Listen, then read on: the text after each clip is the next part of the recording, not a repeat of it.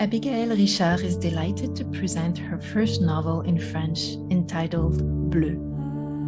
Bleu is an initiatory tale in poetic prose of a man and a woman united by the desire for solitude and silence.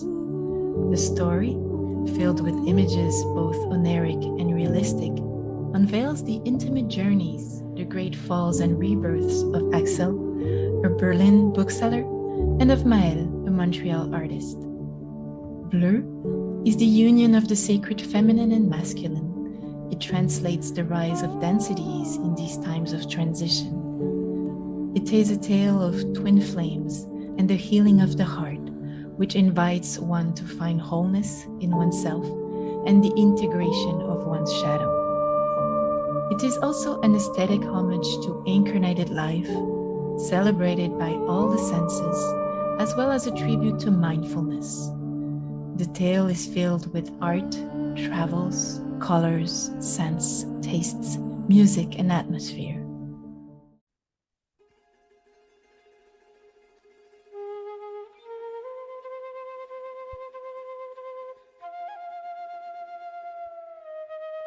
One year later, they resettle under the purple gray sky of the Andes.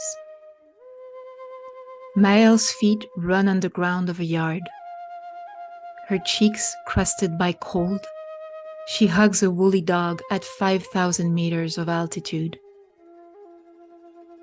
Her father is no longer the guardian of her sleep, since her mother has come back to life. So he repairs jeeps. He guides the vehicles out of the mud prisons from which they rise to the bare plateaus. For Maëlle, the sense of motor oil is as sweet as l'air du temps. No nuance in this undivided love. She learns to play alone. She observes the bustle of insects and men. Entangled in 3 languages, she will only speak later. In the meantime, she laughs and her slanted eyes pierce everything they meet. She sips warm chamomile tea from a metal cup. Her feet hop on the garage's slabs bathed in crude light. When Maëlle dances in her embroidered skirt, her mother hugs her tightly and her little woolen head is tipped back with laughter. This woman has the beauty of the moon and drinks the joy of a laugh in her daughter's light. Maëlle cries less at night and finds the notes that calms the shadows by the cradle. From the jeep seats which throne in the living room, her parents rebuild the world in cigarette volutes.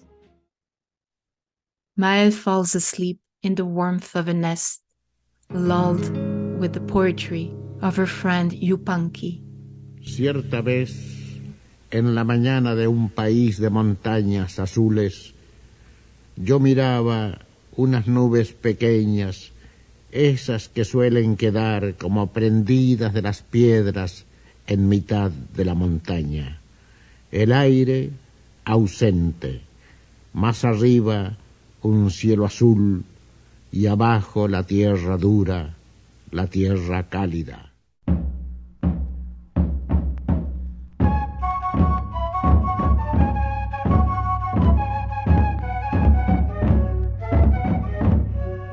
In the village plaza, a man is dancing, his head bandaged in white. On his back are fixed the wings of a large condor. The eyes of the human volatile are reddened by alcohol. An earthly rhythm invades the dusty plaza. Drunken natives are as cheerful as sober natives. Corn beer that incenses raw misery. Maëlle does not comprehend human ways, this great bird circling on the drums of the dead. Among those who are said to be alive, the shadow twirl on Mother Earth. So Maëlle shelters as best she can under her mother's braids. They wander as a triad in the sense of the market. Kitchen utensils, fly-infested meat, and colorful candies. Maëlle is placed on the ground, on the woven fabric of a fairy chapped with cold. It is a marvel of colors and married patterns. Then she rejoices and rushes towards her father, who welcomes her in his arms. At this height of affection, she admires the sun that flares up on the metal of nails and washed-up saucepans. Her friend pulls himself out of the market's garbage cans. A dog with xylophone ribs and a ragged coat. Bulging eyes pinned to a skeleton. She frees herself to embrace his body. The warmth of his thick-sucked skin fills her with true love. Her mother yells at her to let it be because it is dirty and because it stinks. But his heart beats in his chest, between the protruding ribs. He is frail, silent, and does not require any words. Maëlle joins her father and curls up near him. He has just received the offering of a mamita, a nest of potatoes where a guinea pig sleeps. The eyes of the roasted animal stare at him from the bottom of the dish. Maëlle eats a donut and puts her hand on that of her silent father. He savors the warmth of the meal. He listens to his daughter singing for the vagrants of source, which the low frequency of the tarkas flute invoke. From Montreal to Peru, from Peru to Montreal, from Quebec to Africa, they relocate again. Their exhilarated flights counteract the desert of praise. The Boeings carry in their bellies backpacks of pain. At the bottom of the bags, well folded under the sweaters, hides the secret hope of other people's esteem. The forsaken childhood of her parents is numbed by evasion in the appeal of action. In this 1,000-beat waltz, Maëlle is assigned to guard the baggage. It is what some call development. The anger that protects is a flaw that she has to choke. She swallows what she sees not to make people cry. She swallows what she knows not to disappoint. By laughing, she smoothens for her loved ones all the folds of their denial. Explosions in the night of a small town in Chad. Near the houses that are burning, the sound of the machine guns speeds up the beat of their hearts. The three of them huddled on an old motorbike, they ride through burning space against a yellow sky. Amidst the smell of burning rubber and the snapping bullets, they ride off to an angel's convent. The following day is a luminous day. Surrounded by tender presences, all veiled in blue, Maëlle folds bandages piled up in neat rows. The laughter of the genies around her soothes her and makes it all look like a tea party. She is 6 years old and her parents volunteer at the adjacent war hospital. She mimics the well-taught dependents and tries to locate them.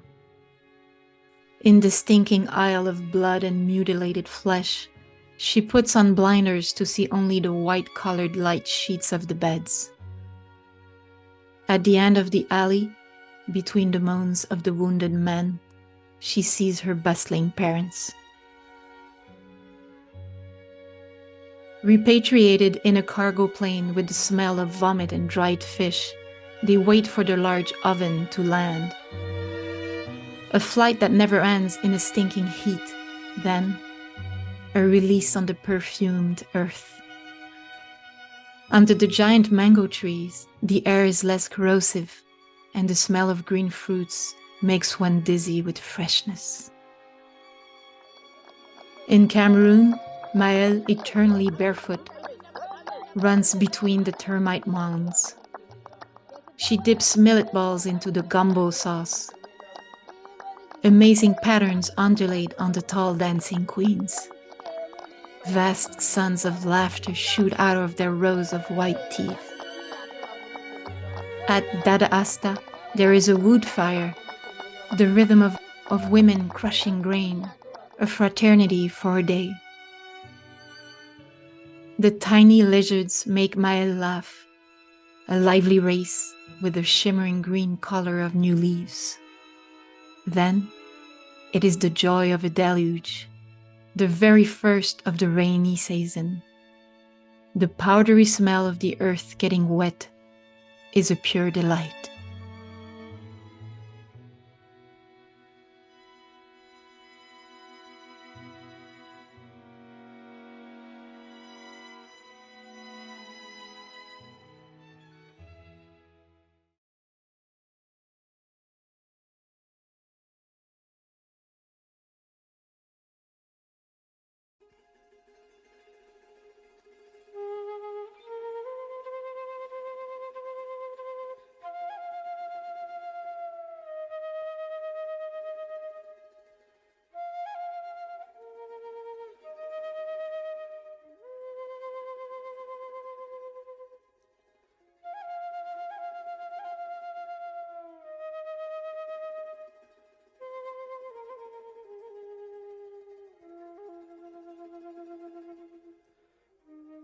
Un an plus tard, il déménage sous le ciel mauve des Andes. Le pied de Maëlle effleure la terre d'une cour. Les joues croûtées de froid, elle serre un chien laineux à 5000 mètres d'altitude. Son père n'est plus le gardien de ses sommeils puisque sa mère a repris vie. Alors, il rafistole des jeeps. Il guide les engins hors des prisons de boue, d'où ils se hissent vers des plateaux pelés. Pour Maëlle, le parfum d'huile à moteur est doux comme l'air du temps. Pas de nuance dans cet amour entier. Elle apprend à jouer seule, elle observe l'affairement des insectes et des hommes. Empêtrée dans 3 langues, elle parlera plus tard. D'ici là, elle rigole et son regard qui louche transperce tout ce qu'il croise. Elle tète des camomilles tièdes dans une tasse en métal. Ses pieds sautillent sur les dalles du garage baignées de lumière brute. Quand Maëlle danse dans son jupon brodé, sa mère l'enlace très fort et sa petite tête de laine est renversée de rire.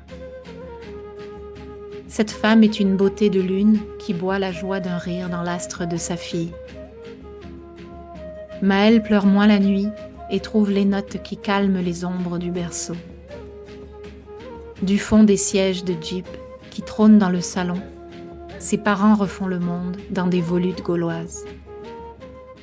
Maëlle s'assoupit en boule dans la chaleur d'un nid, bercée de poésie par l'ami Yupanqui. Cierta vez, en la mañana de un país de montañas azules, yo miraba unas nubes pequeñas, esas que suelen quedar como prendidas de las piedras en mitad de la montaña. El aire ausente, más arriba un cielo azul y abajo la tierra dura, la tierra cálida.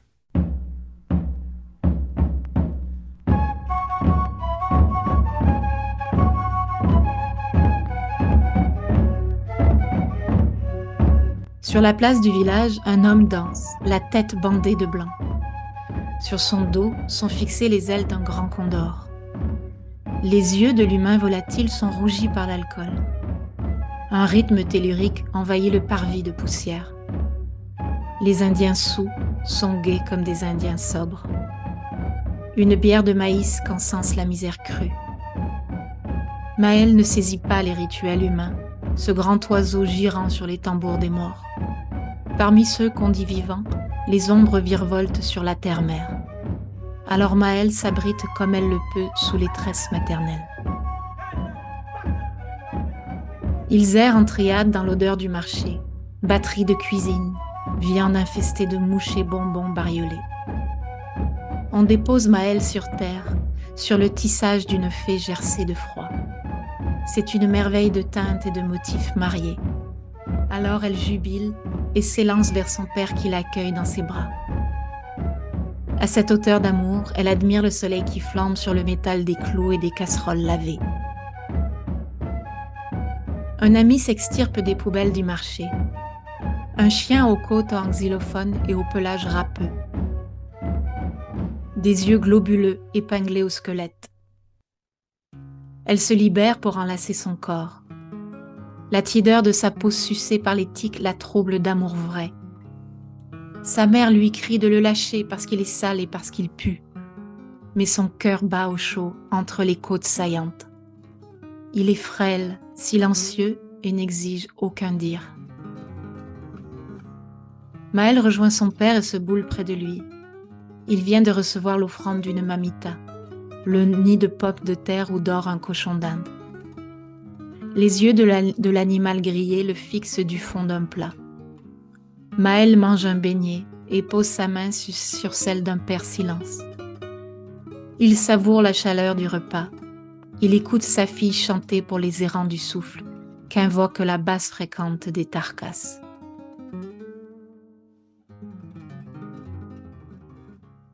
De Montréal au Pérou, du Pérou à Montréal, du Québec à l'Afrique, il déménage encore. L'envol jubilatoire pâlit au désert des éloges. Les Boeing trimballent dans leurs soutes des sacs à dos de mal-être. Au fond des havresacs, bien pliés sous les pulls, se cache l'espoir secret d'une estime des autres. L'enfance délaissée des parents est abrutie par la fuite et par l'appel du fer. Dans cette valse à 1000 temps, on assigne à Maëlle la garde des bagages. C'est ce que certains appellent la coopération. La colère qui balise est une tare qu'on étrangle. Elle ravale ce qu'elle voit pour ne pas faire pleurer. Elle ravale ce qu'elle sait pour ne pas décevoir. En riant, elle lisse pour les aimer tous les plis d'un déni.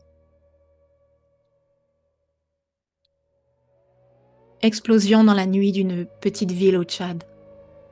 Près des maisons qui flambent, le son des mitrailleuses emballe celui des cœurs. Agglutinés à 3 sur une vieille mobilette, ils roulent dans l'espace embrasé sur un fond de ciel jaune. Dans l'odeur du caoutchouc qui brûle, dans le claquement des balles, ils filent à la mission des anges. Le lendemain est un jour lumineux. Cernée de présence tendre et toute voilée de bleu, Maëlle plie des pansements et fait des tas bien alignés.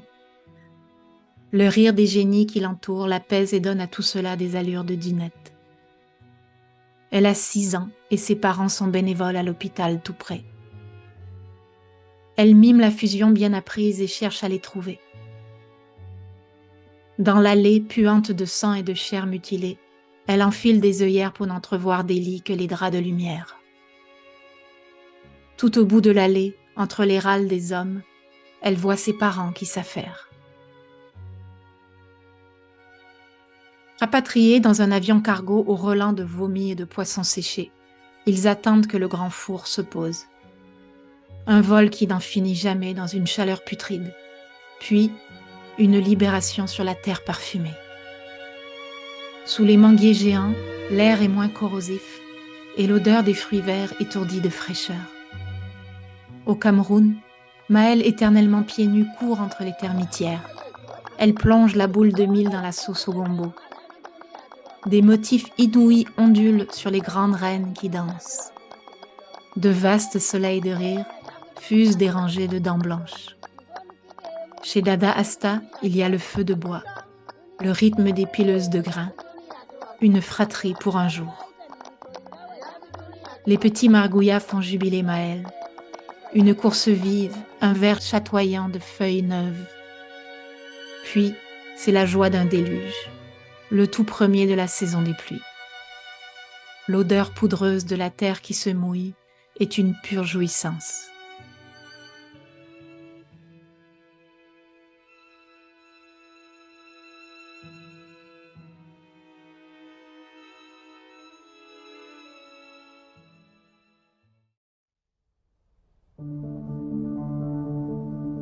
Abigaëlle Richard est ravie de vous présenter son premier roman intitulé Bleu.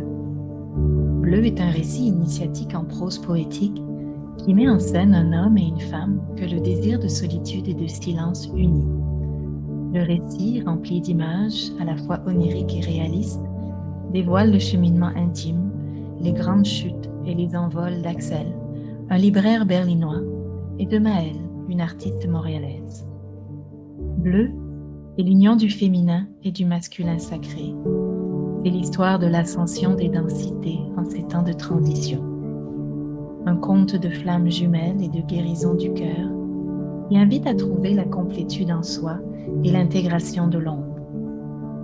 C'est aussi un hommage d'esthète à la vie incarnée, célébrée par tous les sens, ainsi qu'à la pleine conscience. Le récit est rempli d'art, de voyages, de couleurs, de parfums, de saveurs, de musique et d'ambiance.